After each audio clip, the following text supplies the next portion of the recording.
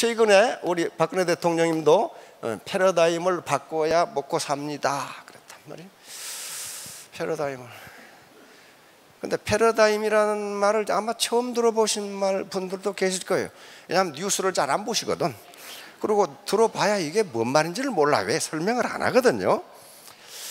예, 패러다임은 그리스어입니다. 요거에서 나온 영어인데요. 쉽게 말하면 세상을 보는 눈 또는 사고 구조입니다. 요 사고 구조를 바꾸라는 거예요. 이걸 바꾸라는 거예요. 그러니까 이건희 회장님도 바꿔 하는 게 세상을 보는 눈을 바꾸라 이게. 사고 구조를 바꾸라 이게. 그러면 또 애매하죠. 뭘 바꾸라는 거냐 말이에요. 사고 구조라는데 세상을 보는 눈을 바꾸라는데 뭘 바꾸라는 거야. 이것도 좀 애매해. 그렇죠? 인터넷에서 소동이 벌어졌어. 어떤 매우 심심한 녀석이 인터넷에 글을 올렸는데 뭐라고 올렸냐 하면은 성형수술을 하고 비행기를 타면 코가 터진다. 이렇게 기압이 떨어져서 코가 터진다. 만약에 턱을 수술했으면 턱이 빠진다. 그러므로 성형수술자는 비행기를 탈 수 없고 해외여행을 할 수 없다. 그래가지고 인터넷에서 맞다 틀리다 갑론을박이 벌어졌어. 그러니까 성형외과 의사들이 그 해박한 의학 지식을 가지고 절대로 코가 터지지 않는다는 걸 계속 글을 올린단 말이에요. 그러니까 네티즌들도 그 성형의사계의 최고 권위자들이 알지도 못하는 용어를 써가지고 코가 절대로 안 터진다 이렇게 해서 성형외과 성형수술을 하더라도 비행기를 탈 수 있다 이런 방향으로 결론이 나려고 하는 순간 아뿔싸 초등학교 3학년이 글을 올렸는데 만장일치로 그 말이 맞는 걸로 결론이 났어요. 뭐냐면 여권 사진과 얼굴이 다르면 비행기를 탈 수 없다 이렇게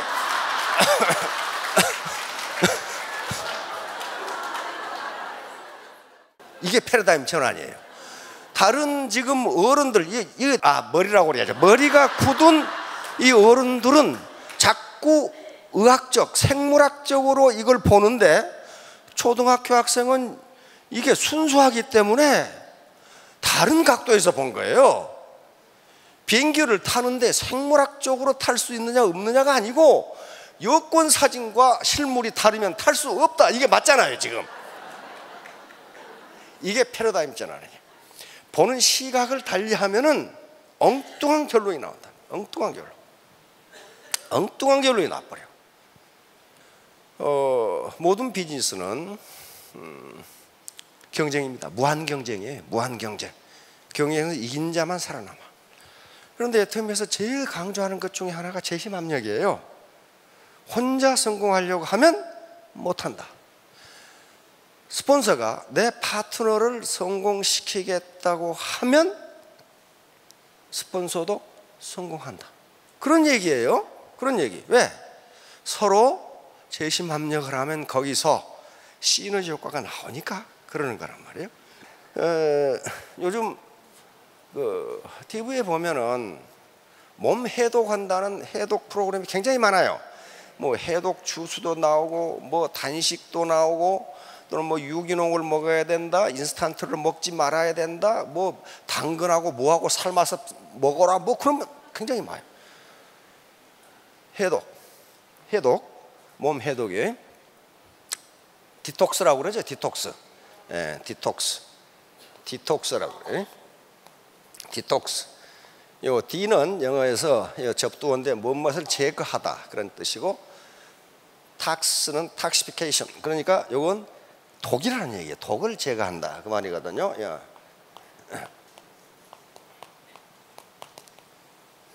이 디탁시피케이션의 약자인데 아무튼 우리 몸에 독이 많이 들어와.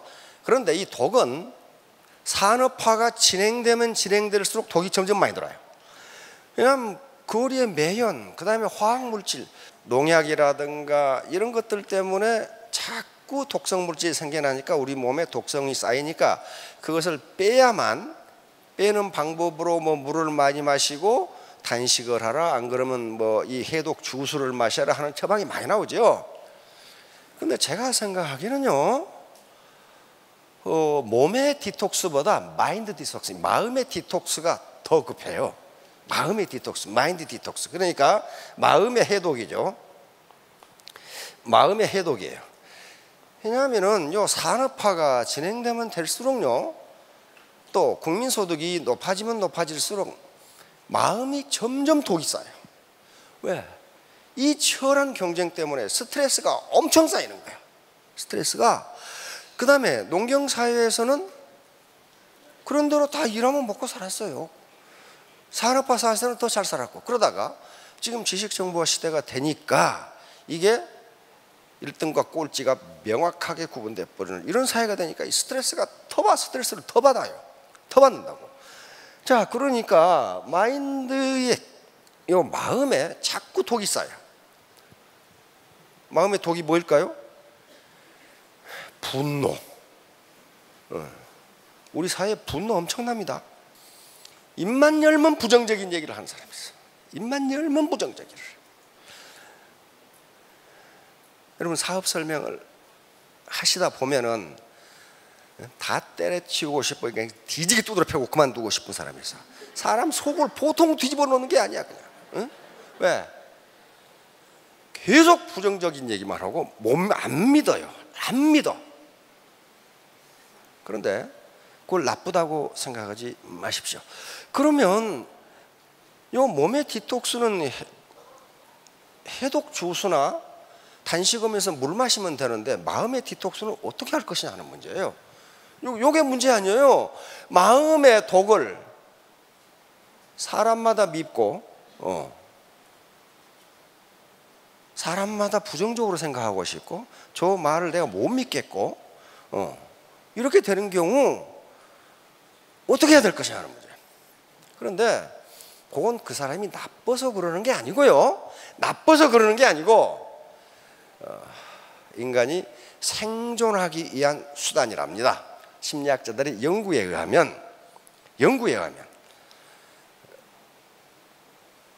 인간이 지금까지 나서 살아오면서 너무나 많은 위험한 환경을 거쳐왔기 때문에 항상 모든 문제를 부정적으로 생각해야 자기가 생존할 수 있기 때문에 그렇게 된 거예요. 인간의 무의식에는, 자, 이렇게 빙산이 이렇게 있으면요, 바다 위에 떠 있는 이 부분이 몇 퍼센트라고 그래요? 10%죠. 얘기가 90%예요. 90%. 다시 말하면 이게 우리가 의식하는 부분이고요. 의식하는 부분이라는 게 뭐예요? 내 능력은 이 정도다 하는 게 자기가 의식하는 것은 자기 능력의 10%밖에 안 된다 그런 말이에요. 10%밖에 안 돼요. 요 무의식이 또는 잠재의식, subconscious mind라고 그러는데 잠재의식이 90%예요. 여기서 잠재력이 나와. 잠재력이. 그런데 이 잠재의식이 뭘로 차 있다고요? 부정적인 것으로 꽉 차 있는 거예요. 내가 나는 초등학교밖에 못 나왔는데 내가 로얄 될 수 있을까? 그런 거. 입으로는 그래요. 나는 로얄 된다. 그런데 요 밑에서 뭐라 그럽니까? 니 가진 것이 어떻게? 그런단 말이에요. 이게 잠재의식이에요. 나는 3년 만에 스타가 된다. 입으로는 그래. 그런데 밑에서는 니 가진 것이 어떻게? 그러면 아이고 나는 안 돼. 이게 잠재의식이에요. 그렇다면 이 잠재의식이 뭘로 차 있다는 거예요? 안 된다는 걸로 차 있단 말이에요. 부정적인 것으로. 이건 그 사람이 양심이 나빠서가 아니고 그렇게 하는 것이 살아남을 수 있기 때문에 그렇단 말이에요. 남을 믿지 않는 것이 내 생존과 깊은 관련이 있단 말이에요. 정신분석학자들이 연구한 바에 의하면 요 무의식이 또는 잠재의식이 부정적인 것으로 채워지면 그때 작동하는 것은 실패 메커니즘이 작동한다고 그럽니다. 페일리어 메커니즘이라고 돼 있어요. 다시 말하면 무슨 일을 해도 그 사람은 안 된다는 거예요. 그런데 이게 긍정적인 것으로 채워져 있으면 그때부터 석세스 메커니즘이 작동하기 시작해서 반드시 성공한다. 반드시. 그 과정에서 어려움이 있겠지만은 석세스 메커니즘이 작용하는 한 반드시 그걸 극복하고 성공한다. 서양 사람들은 또 뭐 하는 사람들은 기가 무슨 에너지다 그러는데 그 에너지 아닙니다. 기하고 에너지 완전히 달라요. 에너지는 측정할 수 있어요. 그렇죠? 온도가 몇 도인지 측정할 수 있잖아요. 에너지는 측정할 수 있어요. 기는 측정할 수 없어요. 여기 오시는 분들이 어떤 분들이에요? 나는 반드시 성공하겠다고 오시는 분들이. 그리고 거기서 얼마나 좋은 기가 나오겠냐고. 혹시 여기에 나는 사기치러 왔다 그런 분 계시네요?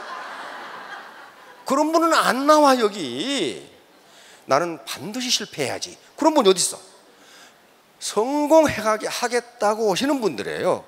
그러면 여기서 이렇게 나는 3년간 시스템에 참여했더니 성공했다. 그거 거짓말 아닙니다. 그 사람 겸손해서 그런 게 아니에요. 내가 알기 전혀 겸손하지 않은 사람이야. 그런데 그렇게 하면 좋은 길을 받을 수 있어요. 아무튼 이렇게 해서 이제 요걸 긍정적인 것으로 만들어야 되는데 다행히 이게 10%의 의식이 있어요. 이 의식을 가지고 학자들은 자꾸 여기에다가 긍정적인 말을 해주라는 거예요. 나는 할 수 있다. 긍정적인 마인드를 계속 집어넣어 주는 거예요. 계속 집어넣어. 그러다 보면 요게 일부가 긍정적으로 바뀐다는 거예요. 요 사례는 과학적으로 엄청나게 많이 있습니다. 바뀌는 게 엄청나게 많이 있어요. 그렇게 바뀐다. 그렇게 바뀐다. 그렇게 되면 어떻게 돼요? 90%의 잠재력이 작동하기 시작하는 거예요. 90%의 잠재력이 그건 자기도 모르는 힘이에요. 자기도 몰라. 내가 왜 미친 짓을 하고 있는지 몰라. 그런데 90%는 요 학자들은 자동 메커니즘이라고 그랬어요. 석세스 메커니즘이 자동적으로 작동한다고 그랬어요. 자기도 모른다 이거예요. 이제 마인드 디톡스, 그러니까 내 마인드의 마인드를 해독하는 게 중요한데 마음은 잘 먹어야 내가 애터미에서 5년 이내에 로얄이 돼야지. 요만 먹을 수 있잖아요. 그런데 어떻게 내 배 밑에 있는 부정적인 잠재의식을 몰아낼 것이냐 하는 것은 한 번으로 되지 않는다. 한 번으로 되지 않아요. 자꾸 자기에게 마인드 컨트롤을 해줘야 된다. 그런데 그게 잘 안 된다 이거예요. 심리학들이 왜 그게 잘 안 되는가 봤더니 인간의 심리가 그렇게 돼 있다. 이걸 현상유지 편향이라고 그럽니다. 현상유지 편향. 이게 무슨 말이냐면은 인간은 지금 현재 자기의 익숙한 생활, 익숙한 마음을 바꾸고 싶지 않다. 그런 말이에요. 이것도 생존 본능과 관계되는 거예요. 지금까지 익숙하게 익어왔다는 것은 무슨 얘기예요? 이렇게 살면은 그래도 죽지는 않는다. 그거예요. 그거. 심리학자들이 이것을 고정관념이라고 불렀습니다. 딱 한번 들어가면은 안 바꾼다고요. 왜? 그게 편리해. 굉장히 편리해. 고정관념도 우리가 나쁘게 쓰지만은 그것은 심리학자들의 연구에 하면 그것도 생존 본능이라고 이야기합니다. 그렇게 하지 않으면 생존에 위험이 생긴다는 거예요. 예를 들면 우리 지금 뇌 있잖아요. 뇌의 무게는 우리 몸 전체의 무게의 2%밖에 되지 않습니다. 학자들이 밝힌 바에 의하면 2%밖에 안 되는데 이 2%밖에 안 되는 뇌가 에너지를 얼마를 쓰냐 하면 가만히 멍청하게 있을 때 20%를 써. 20%를. 그러면 거기다가 고민하고 스트레스 받고 하면 어떻게 돼요? 에너지의 거의 전부를 써버려. 그러니까 어때요? 완전히 퍼져버리는 거예요. 한번 스트레스 받고 나면 사람이 퍼지죠. 신경질 나고 나면 퍼지는 게 여기서 에너지를 써버리니까 뇌에서. 그러니까 인간은 가능하면 머리를 안 쓰려고 한답니다. 그것이 생존하고 관계되는 거예요. 골치 아픈 일은 생각 안 하고, 그래서 고정관념이 생기는 거예요. 아, 그거 옛날에 그렇게 해보니까 됐어, 그렇게 하자. 그러면 생각할 필요가 없으니까 에너지를 안 써도 돼. 근데 문제는 그렇게 하면 발전이 전혀 없다는 거예요. 전혀 없어. 현재 생활을 유지할 수도 있지만은 그것은 강 위에 떠 있는 배가 노를 젓지 않으면 하루로 흘러들어가 버리듯이 세상은 지금 흘러가고 있는데 그런 식으로 현상 유지하려고 그러면 현상 유지가 되지 않는다. 이게 문제야. 그러니까 자꾸 현자들은 도전하라는 거거든. 도전한다는 것은 현상 유지를 포기한다는 거예요. 이게 포기하라는 거예요. 지금까지는 통상 인간의 평균 수명 60세면은 정년퇴임하면은 3, 4년 살다가 그대로 가시면 됐어요. 그러면 자식 세대도 부담이 없고, 그 다음에 그동안 그래도 직장 생활하면서 한 3, 4년 살 것은 있으니까 별 문제가 없었다는 거예요. 그런데 정년퇴임하고 40년을 살아야 되는데 이런 세상을 인간이 경험해 본 적이 없기 때문에 어떻게 해야 될 것이냐 하는 문제가 지금 경제학자들의 최대의 고민이, 이걸 어떻게 해야 될 것이냐. 이렇게 되면 어떻게 되냐면은 가장 큰 문제가 소비가 줄어요. 소비가 줄면은 국민소득이 그대로 떨어져요. 그대로. 국민소득 중에서 가장 큰 비중을 차지하는 게 소비입니다. 소비가 줄어버리면 경제가 성장을 하지를 않아요. 성장을 하지 않아. 국민소득을 한국으로 초기화할 때 이렇게 합니다.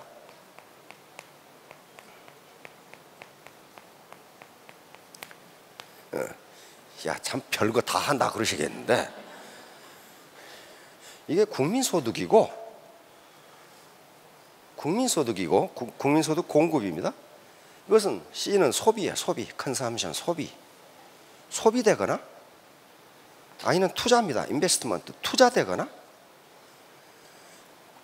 정부가 세금으로 걷어서 가버먼트, 정부가 쓰거나. 그럼 우리가 생산을 했는데 우리가 못 쓴 것은 누가 써줍니까? 우리가 못 쓴 건 누가 써주냐고.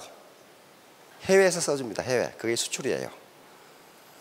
그게 수출이 안 되면 어떻게 되겠어요? 물건은 쌓이는데 소비가 안 되잖아요. 요 X가 엑스포트입니다. 우리가 생산을 했는데 소비되거나 투자되지 않은 것은 해외 사람들이 써준다고요. 그런데 여기서 마이너스 하면 수입이에요. 외국 사람이 생산하는 걸 우리가 써주는 거예요. 그렇죠? 그러면 우리 돈이 외국으로 나가요. 이건 외국 돈이 우리로 들어와요. 그러니까 우리 소득이 된단 말이에요. 이렇게 국민소득이 결정된다고요. 그런데 이게 제일 커요. 소비가. 이게 70%야. 70%. 나머지 30%가 투자가 돼. 수출되거나 투자가 된다고요. 그런데 점점 인구가 줄면 어떻게 됩니까? C가 뚝뚝 떨어져요. 뚝뚝 떨어져. 라면을 생산하는 업체에서 라면 소비가 안 되면은 직원을 해고할 수밖에 없어요. 그렇죠? 해고하면 어떻게 되나? 해고하면 그 노동자가 소득이 없기 때문에 시중의 수요는 더 줄어. 그렇잖아요. 이걸 경제 공황이라고 그래요. 경제 공황. 아무도. 그래서 정부가 가장 신경을 쓰는 게 소비가 어떻게 되느냐를 가장. 소비가. 자, 이제 공부인데 공부를 하지 않으면요 절대로 성공할 수 없어요. 절대로. 근데 그러면 공부가 무언가를 알아야 돼. 그렇죠? 공부. 머리로 하는 공부. 이건 우리가 지식을 습득하는 게 머리로 하는 공부예요. 그런데 우리 사회가 너무 머리 공부만 강조하다 보니까 공부 잘한 놈도 못 살더라. 그렇게 되는 거예요. 머리 공부만 하는 놈은 반드시 못 살아요. 두 번째가 마음 공부예요. warm heart입니다. 따뜻한 마음, 정직한 마음, 부지런한 마음. 아무리 머리 공부 잘해도요 마음이 불량한 놈은 잘 살지 못해요. 그래서 warm heart. 스폰서와 파트너가 동반 성공하겠다. 나는 절대로 소비자에게 피해를 주지 않겠다. 이게 warm heart, 따뜻한 마음이에요. 따뜻한 마음. 나는 정직하게 국가에 세금을 내겠다. 이게 웜하트라고요. 세 번째, 몸공. 몸으로 직접 비즈 핸드. 이 바쁜 손. 내가 저 사람에게 화장품을 팔고 건강식품을 팔고 해모임을 파는 게 저 사람에게도 이익이 돼야 된단 말이에요. 이익이. 그래야만 그 사업이 또 내가 떳떳하게 할 수 있어요. 떳떳하게. 그래서 우리 에테미에서의 제품 컨셉을 그런 방향으로 가고 있는 거예요. 그런 방향으로. 그리고 몸으로 직접 그걸 실천해야 돼. 마음만 있어가지고 안 되잖아요. 자녀 공부도 끈기가 있는 놈이 이기게 돼 있어. 끈기가 있는 놈. 그러니까 그것은 생산성이 높아져요. 끈기가 있으면. 바로 전형적인 예가 헬렌 켈러예요.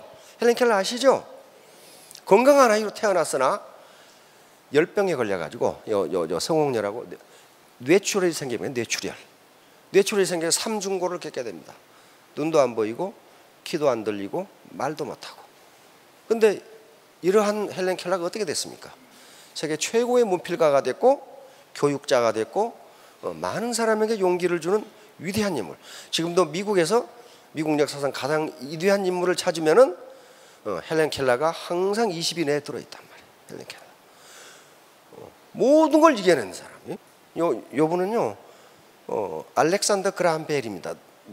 전화기 만든 사람이. 우리 전화 이 양반이 없었으면 전화 못해 지금. 헬렌 켈러가 이 양반을 만나서 이야기하는 거예요. 미국의 위인들은 이런 사람들이에요. 그래서 이분의 주선으로 앤 설리번이라고 하는 멘토를 만나게 된 겁니다. I'm only one. 나는 한 인간일 뿐이다. But still I am one. 나는 온전한 인간이다. 전 빼라고 그랬어요. 나는 뭐가 부족한 게 아니고 이것도 안 보이고 이것도 안 들리고 이것도 안 되는데 still 그래도 나는 I am one. 나는 온전한 인간이다. 이게 헬렌 켈러는 정을 뺀 거죠. 나는 여러 가지로 불편하다. 난 불행하다. 그 생각 안 했어요. 정을 뺀 거예요. 나는 온전한 인간이다. 그러니까 I cannot do everything. 나는 온전한 인간이니까 내가 모든 일을 다 할 수 있는 것은 아니다. 나는 온전한 인간이기 때문에 I cannot do everything. 나는 모든 일을 할 수 없다. But still I can do something. 그러나 나는 어떤 일인가는 할 수 있다. 나는 애터미 사업은 할 수 있다. 왜냐하면 요 입이 붙어 있어. 입이. 싸고 좋아 써봐. 싸고 좋아 써봐. 싸고 좋아. 요 2번 있잖아. 2번. 어떤 일인가는 할 수 있어요. 그렇죠? I will not refuse to do something I can do. 그래서 나는 내가 할 수 있는 어떤 일을 거절하지 않겠다. 나는 어떤 일인가를 할 수 있는데 그러므로 나는 그 일을 하겠다. 그런 말이에요. 그 일을 하겠다. 이게 헬렌 켈러를 아주 유명하게 만듭니다. 그런데 세계 최초로 삼중고를 가진 여인이 하버드 대학을 졸업했습니다. 그 당시는 레드클리프 대학인데 지금 하버드 대학입니다. 여자 대학이었는데 하버드 대학을 아주 우수한 성적으로 졸업했어요. 우수한. 그때 쓴 책이 나의 인생이란 책입니다. 이것도 안 들리고 이것도 안 들리는데 강의를 어떻게 들었을까? 강의를 바로 앤 설리번이라고 하는 멘토가 있었습니다. 20살 때 헬렌 켈러의 가정교사로 들어가서 죽을 때까지 49년간 헬렌 켈러의 멘토가 되었고, 헬렌 켈러가 죽은 다음에 바로 선생님 곁에 묻어달라고 그래서 앤 설리번 곁에 묻어줬습니다. 그 멘토예요. 스폰서 여러분 파트너가 내 죽으면 저 스폰서 곁에 묻어주세요. 그러면 아주 성공한 거예요. 아주. 저 인간 꼴보기 싫어. 그러면 안 된단 말이에요. 자, 이 얘기는 굉장히 중요한 얘기이기 때문에 다음에 어째서 헬렌 켈러가 저렇게 됐을까, 혼자 됐을까, 천만의 말씀이에요. 앤 설리번이 없었으면 절대로 되지 않아요. 그리고 알렉산더 그라함 벨이 없었으면 안 되는 거예요. 이걸 멘토라고 그러고 마스터 마인드라고 그럽니다. 이건 다음 시간에 하도록 하겠습니다. 자, 여러분 3년 후 4년 후에 모두 성공하시기 바랍니다. 감사합니다.